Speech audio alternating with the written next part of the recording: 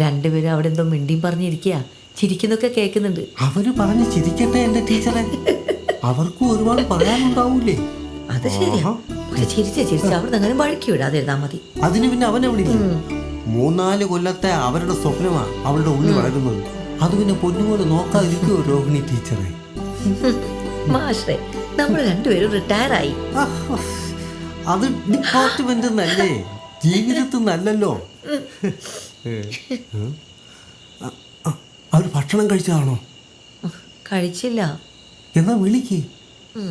അവർ കുറച്ചു നേരം കൂടെ മിണ്ടിയും പറഞ്ഞൊക്കെ അവിടെ ഇരുന്നോട്ടെ. എന്റെ പൊന്നു പ്രതിഭേട്ട, ഞാനൊന്ന് അനങ്ങാൻ കൂടി സമ്മതിക്കില്ല അച്ഛനും അമ്മയും. അതിലും രസാണ് വാസോട്ടിയാണ്ട കാര്യം.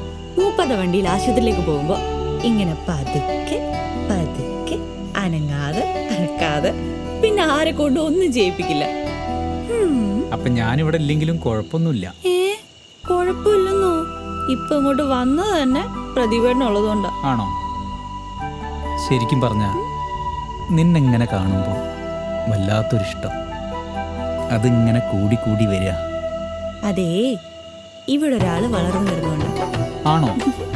ആണോ? ആണോ? പറ.